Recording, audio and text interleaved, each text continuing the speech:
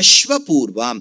அஸ்வோ வியாபனசீலோ பகவான், சஹா பூர்வஹா பிராவேஷிகோ யஸ்யாஸ்தாம். அஷ் அஷ் அப்படின்னு ஒரு ரூட் இருக்கு, தாத்து இருக்கு. அப்படின்னா என்னன்னா, எது வியாபிக்குமோ, that which pervades, எல்லா இடத்திலையும் வியாபித்திருக்க வேண்டும். வியாபித்திருந்தால் அதற்கு விபுத்துவம் அப்படின்னு பேர். ஞாபகம் வச்சுங்கோ. ஏன்னா இந்த ரொம்ப டெக்னிக்கல் டீட்டெயில்ஸ்லாம் காலங்காலத்தால் உபன்யாசத்தை சொல்றது கேட்கறதும் கஷ்டம், சொல்றதும் கஷ்டம். அதனால ஞாபகம் வச்சுங்கோ. என்னன்னா விபுத்துவம், விபு விபு அப்படின்னா பெருமாள் எல்லா இடத்துலையும் வியாபிச்சிருக்காருன்னு அர்த்தம். நமக்கு வியாபிய சக்தி கிடையாது, இந்த ஜீவாத்மாவுக்கு கிடையாது. பரமாத்மாவுக்கும் ஜீவாத்மாவுக்கும் என்ன சாமியம்னு சொன்னா, ரெண்டுமே சேத்தனத்துவம், சேத்தனர்கள் தான். ஆனா அவன் பரமச்சேதனன். ஏன்னா அவனுடைய தர்மபூத ஞானம் எல்லா இடத்துலையும் வியாபிச்சிருக்கு. தர்மி ஜானம் தர்மபூத ஜானம்னு ரெண்டு உண்டு. நான் பல உபன்யாசங்கள்ல சொல்லியிருக்கேன். அதனால தர்மி அப்படின்னு ஒரு ஞானம் உண்டு ஜீவாத்மாவுக்கு. ஜீவாத்மா எந்த ஞானம் வடிவெடுத்தது அப்படின்னா தர்மி ஜானம். இந்த தர்மி ஜானத்துக்கு ஒரே கேரக்டரிஸ்டிக்ஸ் தான். என்னன்னா, அது ஒரே விஷயத்தை சொல்லிண்டே இருக்கும், நான். இதான் ஜீவாத்மாக்கு இதே ஒண்ணுதான், நான் நான் நான். அந்த அகந்தா இருந்துட்டே இருக்கும், வேற எதுவுமே அது பண்ணாது. இந்த ஜீவாத்மாவுக்கு இருக்கக்கூடிய தர்மி ஞானம் நான் நான் நான் தான் சொல்லிகிட்டே இருக்கும். ஸோ இந்த டேப் ரெக்கார்டெல்லாம் தேஞ்சு போனா பாடிண்டே இருக்குமே, அதே தான் இது பண்ணும். அதனால தான் நீங்க தூங்கிடுறேன், நானும் தூங்கிடுறேன். அடுத்த நாள் கார்த்தால தூங்கினேளான்னு கேட்டா நான் என்ன சொல்றேன், நான் நன்னா தூங்கினேன். தூங்கியாச்சு. அப்ப நான் நன்னா தூங்கினேன்னு எப்படி தெரியுது? ஏன்னா தூங்கினது சரீரம், தூங்கும் போது கூட இந்த நான் தூங்கலேன்னு அர்த்தம். நான் நன்னா தூங்கினேன், அந்த நான் தூங்கலையோனோ அது தர்மி ஞானம். ஆனா தர்மி ஞானத்தை மட்டுமே வச்சுட்டு உலகத்தை அறிய முடியாது. இப்ப இது ஏசி அப்படிங்கிறது எனக்கு எப்படி தெரியுது அப்படின்னா, நான் ஒரு 4 வயசு இருக்கும்போது எங்க தாத்தா இந்த இடத்துக்கு கூட்டுன்னு வந்தார். நீங்க உடனே சாஸ்திரா பில்டிங் அப்ப இல்லைன்னு சொல்லாதீங்க, இருந்ததுன்னு வச்சுக்கோங்க. இப்ப என்ன கூட்டுன்னு வந்தார், இதுதான் ஏசி பாத்துக்கோ அப்படின்னார். அப்ப என்ன ஆயிடுறது, எங்க தாத்தாவின் வாயிலேருந்து ஏசி, ஏர் கண்டிஷன்ற வார்த்தையை நான் கேள்விப்படுறேன். அது கேட்ட உடனே அது டைரக்டா பிரெயினுக்கு போய் ஸ்டோர் ஆகுது. ஏர் கண்டிஷன் வார்த்தை, சப்த சாஸ்திரம், வெறும் சப்தம் மட்டும் கேட்கறது. அடுத்தது என் கண்ணு ஏசிய பாக்குறது. பார்த்த உடனே அந்த ரீடிங், அந்த போட்டோகிராஃபை எடுத்து பிரெயினுக்கு அனுப்புறது. பிரெயின் இப்ப என்ன பண்ணிடும், மேப் பண்ணும். இப்ப நம்ம போன் நம்பர்லாம் அப்படிதானே இது மேப் பண்றது. இப்ப நீங்க ஏதோ ஒரு நம்பரை வச்சு ஸ்டோர் பண்ணீங்கன்னா இந்த நம்பரோட இந்த பேர் சம்பந்தம் உடையது அப்படின்னு தெரியறது இல்லையா? அதனாலதான் பல பேருடைய நாமங்களை பார்த்தா நம்ம போனே எடுக்க மாட்டோம் இல்லையா? இது ரெண்டும் சம்பந்தம் ஆயிடுறது.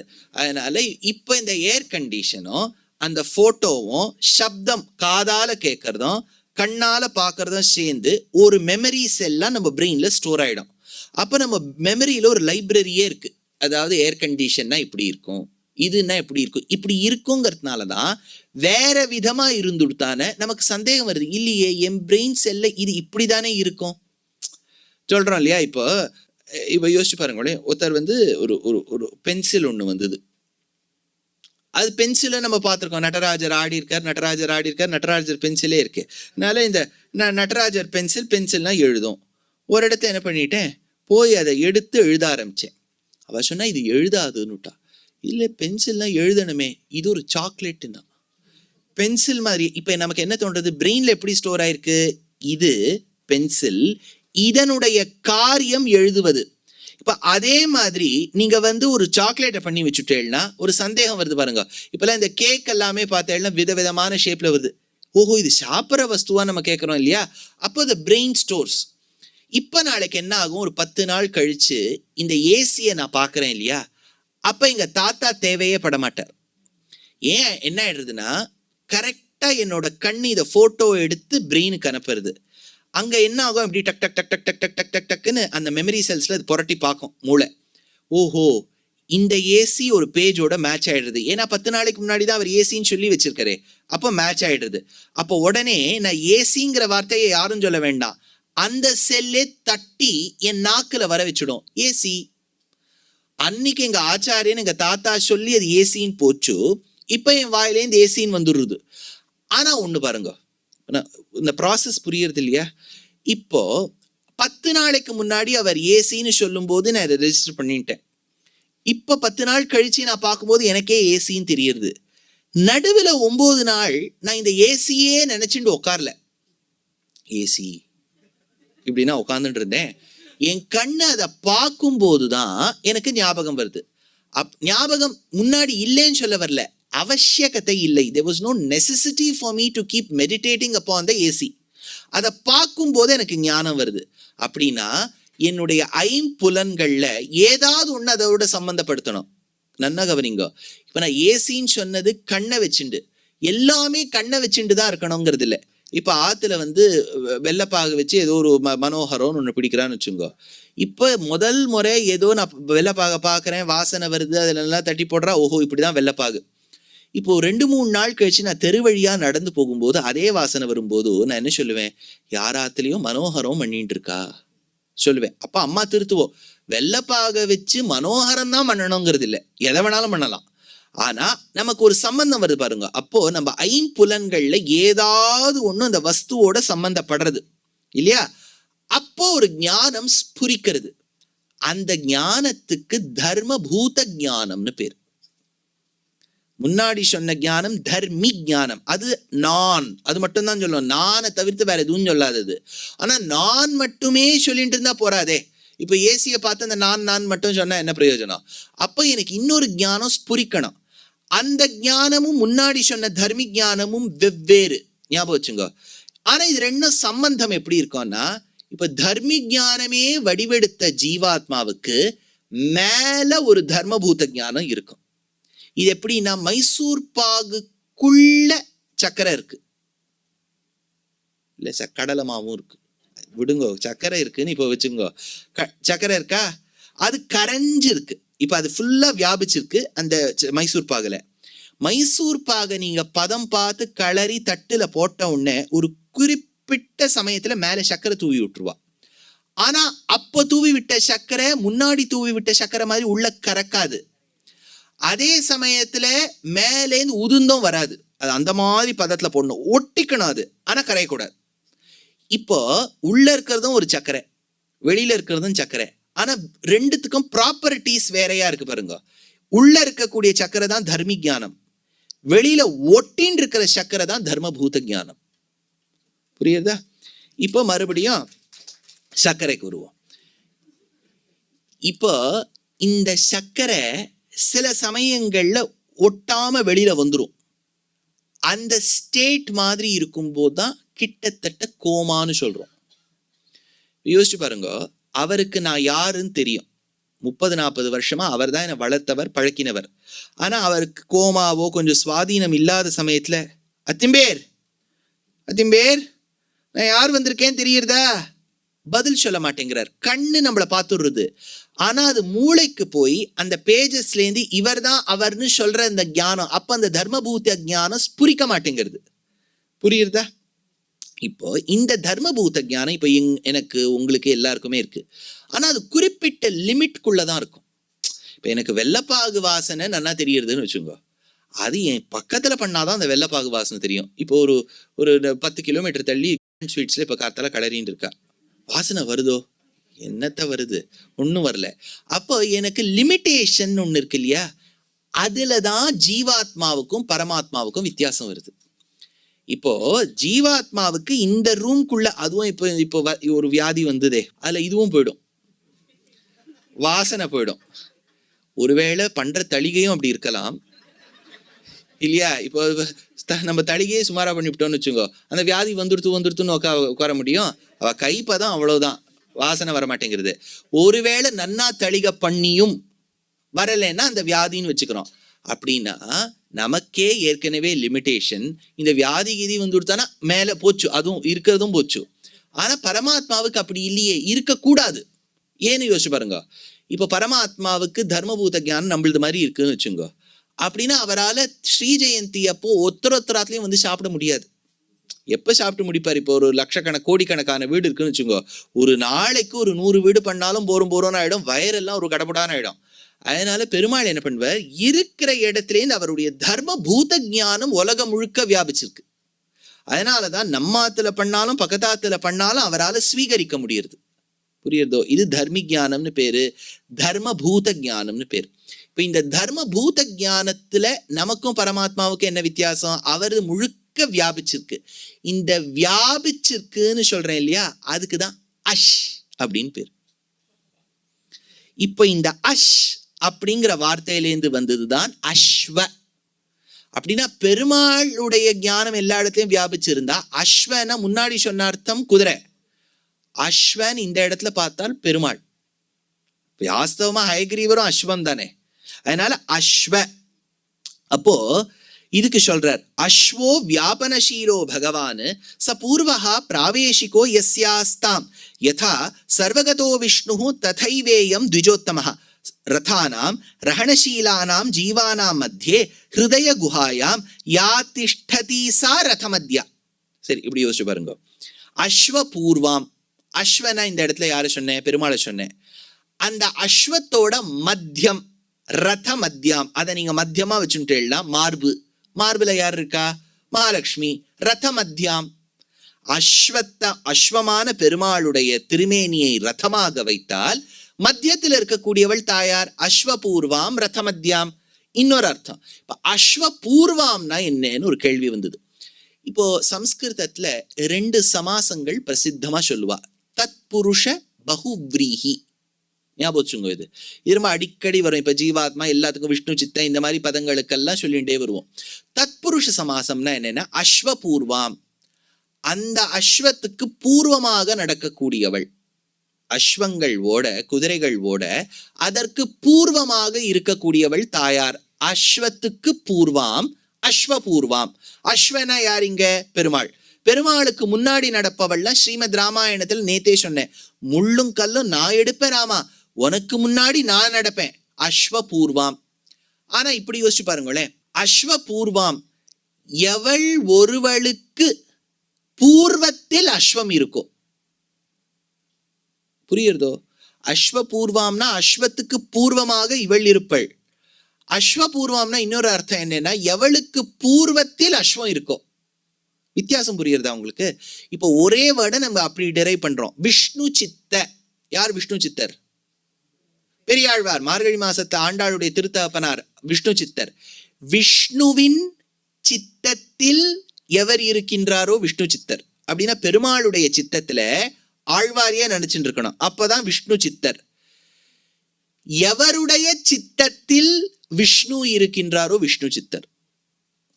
விஷ்ணுவின் சித்தத்துல எவர் இருக்காரோ விஷ்ணு சித்தர். அப்ப பெருமாளை வச்சுக்கிறோம், பெருமாள் மனசுல ஆழ்வார நினைச்சுட்டு இருக்கார். அப்படின்னா விஷ்ணுவோட சித்தத்துல இவர் இருக்கார், விஷ்ணு சித்தர். எவருடைய சித்தத்தில் விஷ்ணு இருக்கின்றாரோ விஷ்ணு சித்தர். அப்படின்னா ஆழ்வார நம்ம போக்கஸ் பாயிண்டா வச்சுட்டு இருக்கோம். அஸ்வபூர்வாம், அஸ்வங்கள், அஸ்வம்னு சொல்லக்கூடிய பெருமாளுக்கு பூர்வமா யார் நடக்கிறாளோ அஸ்வபூர்வாம் தாயார். எவளுடைய பூர்வத்தில் அஸ்வம் நடக்கிறதோ, அப்படின்னா பெருமாள் முன்னாடி நடக்கிறாரோ அஸ்வபூர்வாம். புரிஞ்சுடுத்தா? அப்படின்னா இது தத்புருஷ பகுவிரீஹி சமாசங்களால் தெரிந்து கொள்வது. இப்போ எவளுடைய பூர்வத்தில் அஸ்வம் நடக்கிறதோனா பெருமாள் முன்னாடி நடக்கும்போது பின்னாடி தாயார் நடக்கிறா. Behind every successful man is a successful woman. அவர் என்னெல்லாம் காரியம் பண்றார்? சிருஷ்டி ஸ்திதி சம்ஹாரம். அதுக்கு பின்னாடி இவருக்கா அப்படின்னா 2 பேரும் சேர்ந்து பண்றான்னு அர்த்தம். அப்படின்னா அஸ்வபூர்வாம் ரதம், ரதம்னு சொல்லக்கூடிய இந்த பெருமாளுடைய மார்பு மத்தியாம், அது மத்தியத்துல இருக்கக்கூடிய ஹஸ்திநாத. ஹஸ்தினா என்ன?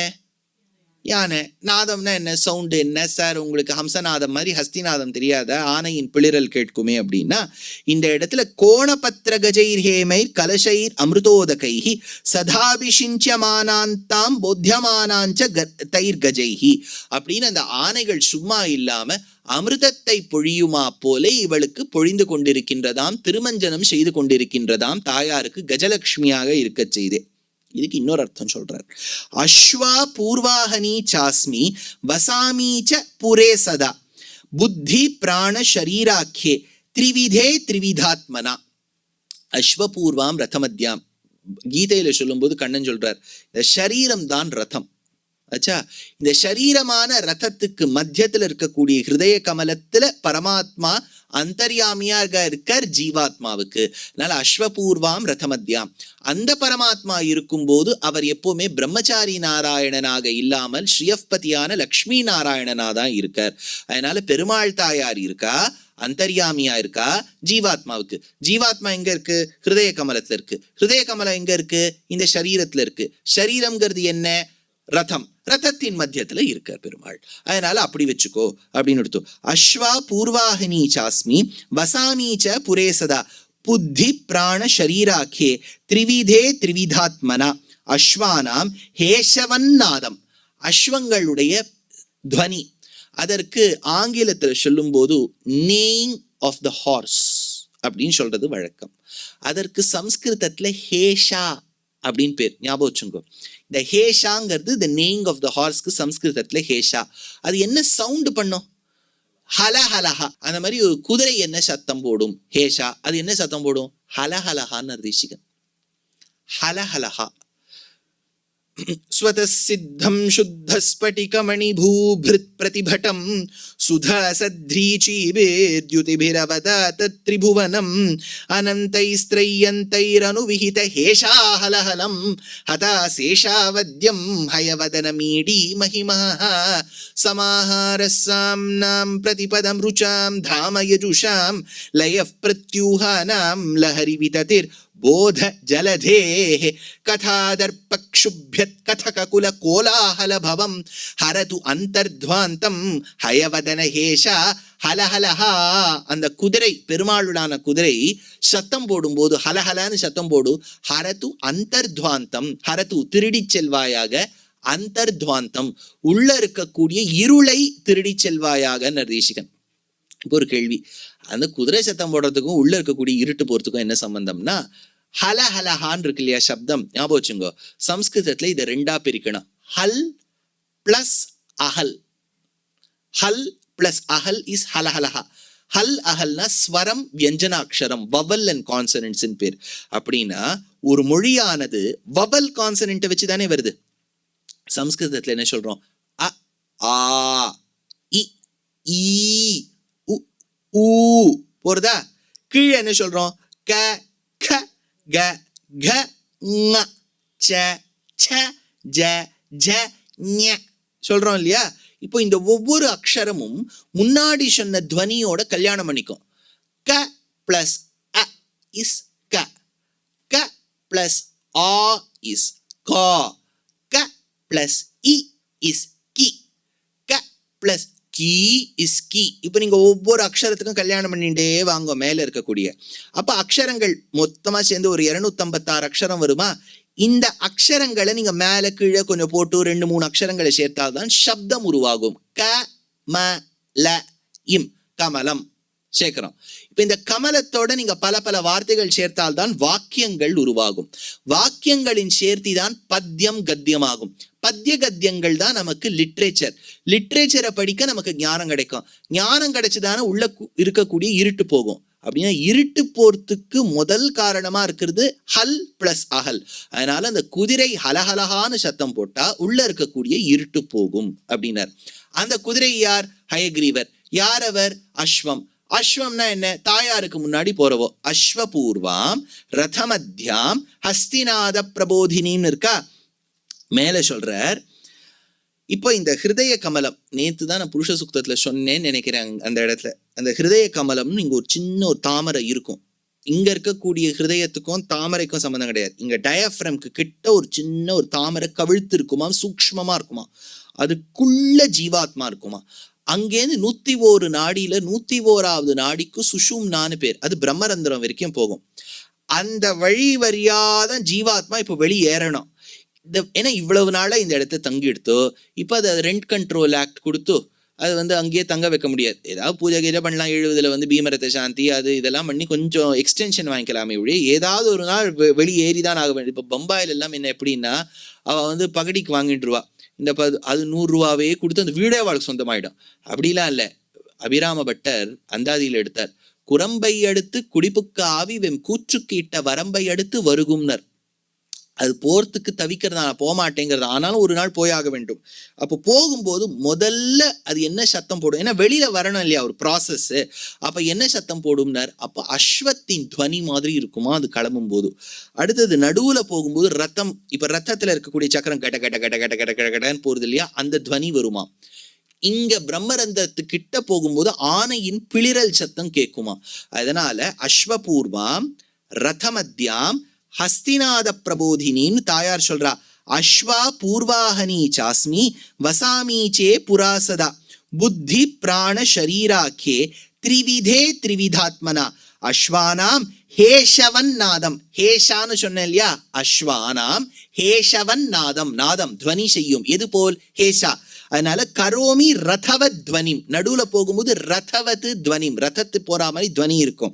வியோமரந்திரம் அனுப்பிராப்தா ஹஸ்திநாத வினோதினி. வியோமரந்திரம், இந்த இடத்துல ரந்திரத்துக்கிட்ட போகும்போது ஆனையின் பிளிரல் கேட்கும்.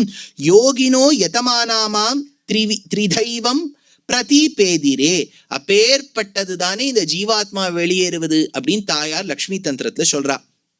சரி, இந்த ரிக்கில் இன்னும் பாக்கியே இருக்கு. அஸ்வபூர்வாம் ரதமத்யாம் ஹஸ்திநாத பிரபோதினி. இதெல்லாம் செய்பவள் யார், ஸ்ரீயம். ஸ்ரீயம்னா என்னென்ன, ஸ்ரயணீயாம் சேனாரூபா பிரகாஷைகமயீம் லக்ஷ்மீம்.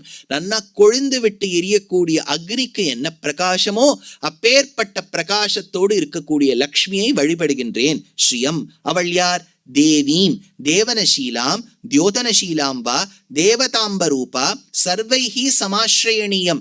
எவள் ஒருவளை அத்தனை தேவ சமூகமும் ஆசிரயிக்கின்றதோ, எவள் ஒருவள் சர்வலோகேஸ்வரனாய் தேவநாதனாய் தேவாதிராஜனாய் இருக்கக்கூடிய பெருமாளை ஆசிரயித்து இருக்கின்றாளோ அப்பேற்பட்ட தேவி. அடுத்தது என்னென்ன, இந்த ஸ்ரீயம் என்கின்ற வார்த்தைக்கு அர்த்தம் சாதிக்கிறார்.